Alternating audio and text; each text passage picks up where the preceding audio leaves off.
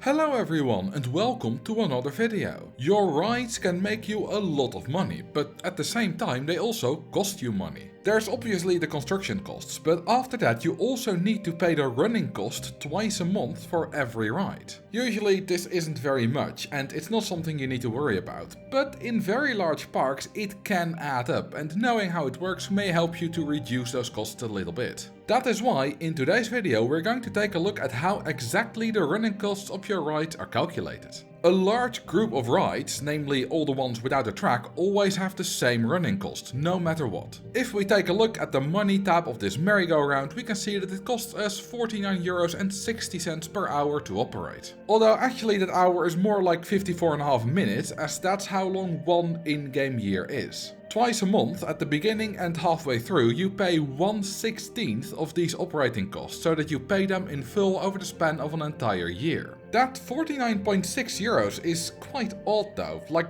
why that specific number? This has to do with how the game stores this value. After it is calculated, it is divided by 16 to get the cost you need to pay every time you pay running cost, and to get the correct value displayed here it is simply multiplied by 16 again. Okay, seems innocent enough, but those two operations are not necessarily perfect opposites in the world of programming.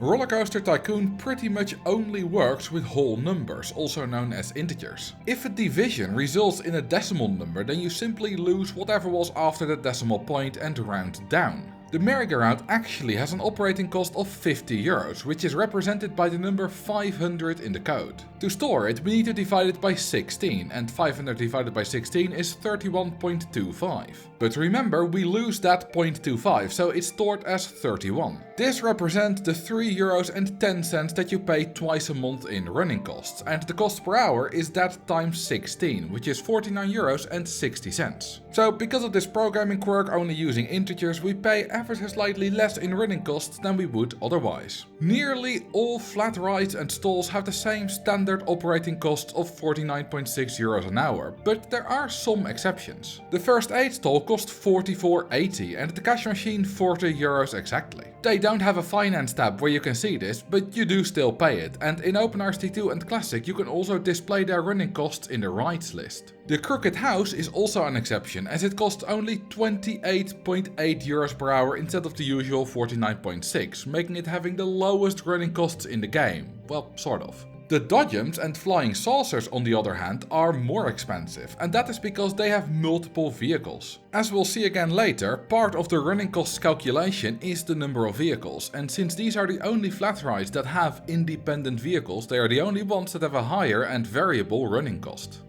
Okay, let's now get into that formula that is used to calculate the operating costs. In total there are 11 different factors taken into account. The base cost, the number of chain lifts, the ride length, whether it has a photo section, the number of reversers, the number of brakes, the number of boosters, the number of trains, the train length, the number of stations, and the operating mode. That's quite a lot of different variables. Let's take a closer look at each of them one by one.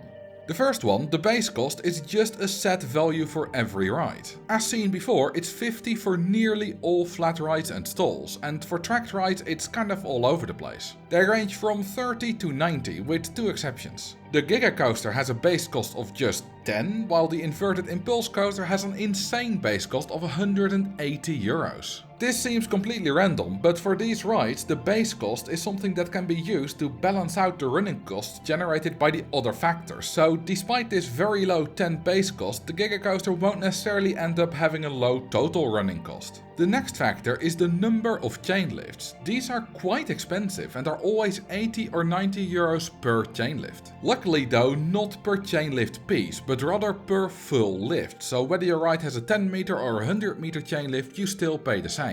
However, if you chop it in two by having a turn in the middle, then it does count as two separate lifts, and you will pay for that. Interestingly, the launched lift hill piece also counts as a chain lift, and you can mix and match them with actual chain lift pieces. This section that constantly alternates the two is still considered as only one section. The cable lift from the Giga Coaster does not count as a chain lift here.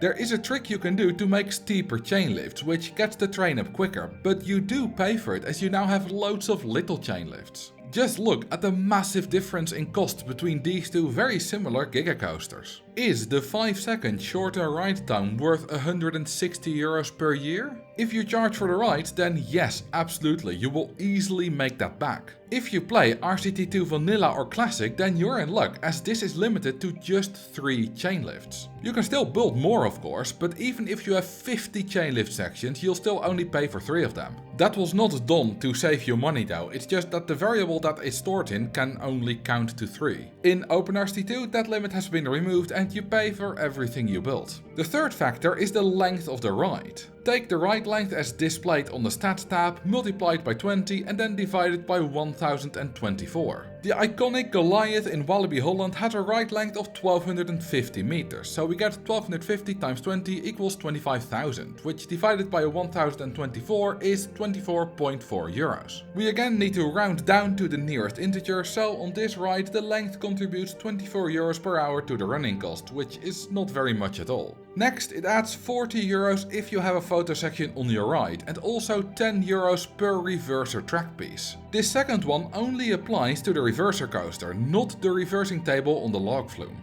And now we get to a very interesting one, brakes and boosters. For every single brake track piece on the ride you pay 20 bucks. That's not per brake section like with the chain lift, but actually every single piece. Now Rollercoaster Tycoon 2 does not have booster pieces, so when OpenRCT2 added them, it naturally did not add any operating costs to them and they're entirely free. However, the place that those boosters come from, Rollercoaster Tycoon 1, does charge you 80 euros an hour per booster piece. Therefore, it would make sense that they also have an 80 euro cost in OpenRCT2, and after some discussion it is likely that this will be changed in the near future. So if your rides with boosters are suddenly costing a lot more per hour to operate, you know why. We're not done yet with these though, as RCT Classic does it differently even still. It does actually charge for boosters, similarly to RCT1, but for some reason both brakes and boosters are only half the cost, with 10 and 40 euros per hour respectively. All the other operating costs seem to be identical, so I have no idea why these two are different, but if you're playing Classic, enjoy saving a little bit of money on your operating costs. I'll lump the next 3 together, which are the number of trains, the number of cars per train and the number of stations. Each of these are multiplied by their respective value, and these values can differ from ride to ride. The cost per train can range from 4 euros an hour to 20, with generally lower cost for rides that have lots of small trains, like the Wild Mouse, the Hardline and, as we've discussed before, the Dodgems. This is probably to prevent the running costs of these rides from ballooning if you have like 20 boats on the log flume. For the train length, you are charged either 0 or 3 euros per car. Any ride that can have trains longer than 1 car charges that 3 euros per car, except for some weird reason the air-powered vertical coaster where you're not charged for train length at all. For the rides that can only have 1 car per train, it's sometimes 3 and sometimes 0. I can't really find a pattern in it, so it's pretty random. Of course, we're only talking about 3 euros of operating costs per year, so it doesn't really matter anyway. The final cost of this triplet is the cost per station, which ranges from 0 to 15, with again for some reason a massive outlier for the Gigacoaster, which has a station cost of 40 euros, nearly triple that of the second most expensive. This compensates for the super low base cost, but it still doesn't make a lot of sense why it was done like this and not the other way around. Hang on, since 40 is a very common base value and 10 is a common station cost, maybe these have been swapped around by accident. Whatever the reason for this is, it won't make a difference on gigacoasters with just 1 station, but once you start adding more stations, this will make them a bit more expensive. We have one factor for the running cost left, and that is the operating mode. Most modes don't have any extra costs, but 5 of them do. The cheapest is the reverse incline shuttle mode, which adds 30 euros an hour. The powered launch that passes through the station is significantly more expensive at 160 an hour. If you do the powered launch without passing through or the block sectioned launch mode, then you'll be paying 220 an hour. And finally, the LIM powered launch mode, which is unique to the reverse freefall coaster, costs a massive 320 euros. This means that even the smallest and cheapest possible reverse freefall coaster will cost over 400 euros per hour in operating costs. Okay, now that we know how the formula works, let's take a look at some examples, and after that we're gonna see what the highest possible operating cost is. Our first example is this wooden roller coaster from one of my parks. The base cost is 40 euros an hour and it has one chain lift that costs 80 euros. It is 1132 meters long, which multiplied by 20 divided by 1024 and rounded down gives an hourly cost of 22 euros. It has no on-ride photo section and naturally also no reverser, so there's no extra costs there. There are brake sections on this ride with in total 8 brake track pieces. However, 3 of them are actually block brakes, which do not count here, so we're left with 5 brakes at 20 euros each for 100 in total. We also pay 10 euros for each of the 3 trains, 3 euros for each of the 7 cars per train, and lastly another 10 for the singular station. Adding this all up, we get a running cost of 303 euros an hour. There's still one more thing to do, and that is accounting for the programming quirk with rounding down. First, we multiply it by 10 to get 3030 and then divide by 16 and round down to get 189. This is then multiplied by 16 again to get a slightly lower number of 3024, making our hourly, or yearly if we're talking about in-game time, running cost 302 euros and 40 cents, which if we check the money tab of the ride is indeed correct. This is quite average for a roller coaster, and I found that most coasters and other large tracked rides will have a running cost between 200 and 450 euros an hour. We could save some money by removing the 5 brakes, as they're not necessary to keep the ride operating safely. This would save us 100 euros per year, which is not really worth the effort. This coaster cost me about 14,000 euros to construct, and even more if you also count the scenery. Even after 10 years, removing these brakes would only have saved us another 1,000 euros. Now, if you spend a very long time on a very big park with lots of big rides, then it could be worth it to optimize this a little, but during normal scenario play it's not worth it to put the effort into it. Let's do another example. Here we'll take a look at this wooden wild mouse from Diamond Heights. It has all the same multiplier values as the wooden coaster except for the amount of trains, as you pay 9 euros per train instead of the Woody's 10. By the way, if you're wondering where I'm finding all these numbers, they are stored in the right metadata in the code. You can go to GitHub, navigate to the right metadata and click on your ride of choice. Then here under the upkeep cost you will see 6 values, which represent the base cost, length multiplier, cost per chain lift, cost per train, cost per car and cost per station. I'll put a link to this in the description. Anyway, this wooden wild mouse has the same base cost of 40, but this time we have 2 chain lifts at 80 each for a total of 160 euros. Since it's a Mobius coaster, there are 2 sections, and for the length part we just add these together to 593 meters, which costs 11 euros. No photo, reversers and brakes, but we do have 6 trains, 1 car per train and 2 stations, adding another 54, 3 and 20 euros. Adding this all together gives 288 euros, which is exactly divisible by 16, so that whole conversion thing doesn't change it this time. Let's check if it's correct, and it isn't. The cost is actually slightly higher at 292.8 euros an hour. What's going on here? Well, it has to do with the train length. Despite only having 1 car per train, we're actually being charged for 3, adding another 6 euros or 4.8 after the conversion to our total. Okay, but why? This is easier to see with a ride like the miniature railway. Currently, these trains are set to 1 car per train, but actually there are 3 cars here. First the locomotive, then the coal car and finally the singular car that is usable by guests. The algorithm that calculates the running costs takes all of these into account, so you pay for 3 cars instead of just 1. The Twister coaster has a similar thing, as it has this little extra thingy at the front, which is a separate car, and there are other rides that have something like this too. We can't see any of this on our wooden minecart though, but that's simply because these extra cars are invisible. We can prove this by enabling some cheats and switching between different train types. A 4-car wooden coaster train will change into a 4-car looping coaster train, but then it will change into a 3-car twister train, as the thing at the front is the 4th car. And this indeed changes to a 2-car minecart train and then back to a 4-car wooden coaster train again. Lots of train types that usually only have a single car, such as the car ride cars, the log flume boats and more, have 2 of these invisible cars. So for the ones where you need to pay for train length, you're out 6 more euros per hour than expected. This is pretty negligible of course, but it's still very interesting.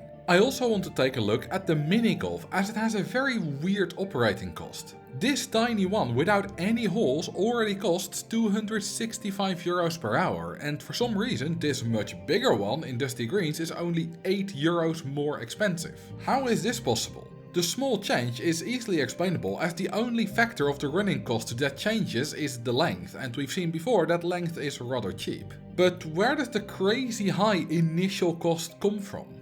We can see this answer by using cheats to change the ride type so that we unlock the vehicle tab. Taking a look, we can see a massive 20 trains, even for this tiny minigolf. This number of 20 trains is the same on all minigolfs, no matter what, no matter how many holes you have, so you're always charged 220 euros per hour for the number of trains, as they cost 11 euros each. Combined with the other stuff, you get to this insane 265 euros an hour. A while ago, the developers of OpenRCT2 thought this was a bit ridiculous and they changed it. The values for the number of trains, train length and stations were set to 0, and now you only have the base cost and ride length costs left. To make the running costs increase somewhat reasonably with size without having to implement a whole new thing like paying for the number of holes, they also changed the length multiplier from 20 that every other ride has to 60. This results in the tiny minigolf having an operating cost of 30.4 euros an hour and the same bigger one from earlier costing 56 euros per hour now. This is really cheap upkeep for a tracked ride, but it does make sense as minigolfs have no moving parts, so there's not very much to keep up.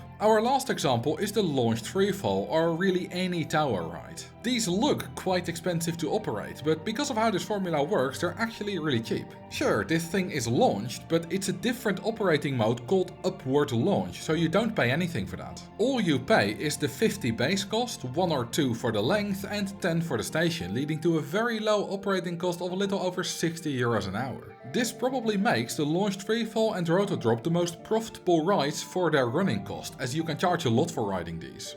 And now the final question. What is the highest operating cost possible? This massive 10 km long pre-built hyper twister coaster goes over 900 euros an hour, which is really high, but not even close to what is possible. This really comes down to just one particular aspect, as most of these top out quite quickly.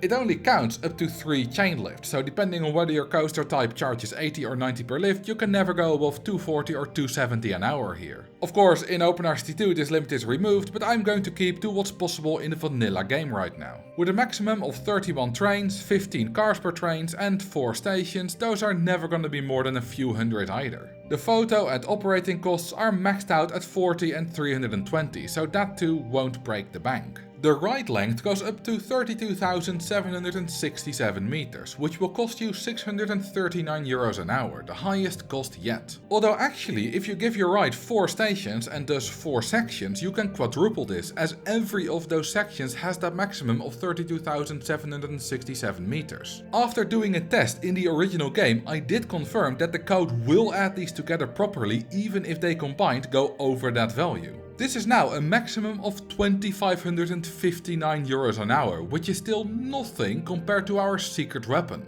brakes. These cost 20 per piece and there is no limit. I expected that just like how the game doesn't count past 3 chain lifts, it also wouldn't count past something like 255 brake pieces, but that's not the case. Obviously there is still a limit somewhere, but before I encountered that limit I found another limit, and that is the one of the running cost itself. This looping coaster has a length of 22,913 meters and it has 5,216 brake pieces. Combined with everything else, that totals a running cost of 104,854.4 euros per hour. If we increase the length by a few dozen meters, the running cost increases 1.6 euros, which is the smallest possible increment. In OpenRCT2 this works correctly and it shows 104,856 euros per hour, but in the vanilla game something curious happens. Somewhere in the code something goes wrong and the running cost is forever stuck on unknown. If we increment it again, we get to 104,857.6 euros an hour. The smallest money unit in the game is 10 cents, so this is actually 1,048,576 times that unit, and maybe a few of you already recognize this number. This is 2 to the power of 20. In the vanilla RCT2 game, the running costs are stored in a 16-bit number, and the value displayed here is that running cost you pay twice a month multiplied by another 2 to the power 4, or 16, getting us to 2 to the power 20. This means that the largest number it can handle is that big number that's a little bit over a million minus 1. So what happens if it tries to deal with a number that's too big? Well, it rolls over and we get a running cost of exactly 0.00 euros, and if we continue this way it starts counting up again. I don't know why it completely shuts down at 104,856, but something is preventing the game from completing the calculation for what should be the highest value before the rollover. Therefore, the actual highest possible operating cost is 104,854.4 euros per hour or in-game year. And the lowest is 0 euros, although doing that is not really worth it as the cost of building this ride is a few 100,000 euros already and it has terrible stats. RCT2 has a much higher limit for the operating costs of many quadrillions of euros per hour. This is completely unreachable as even the biggest possible map of 999 by 999 completely filled with only booster pieces that might soon cost 80 euros an hour, you only get to a little over 5 billion per hour in operating costs. And that is how the ride running cost is calculated in Roller Coaster Tycoon 2 and Classic. It's not a thing you need to worry about, but it's still very interesting to see how it works and what the most extreme values are. If you found this interesting, you can click here to learn all about how many items the guests can carry at once. Thank you all for watching and I will see you in the next video.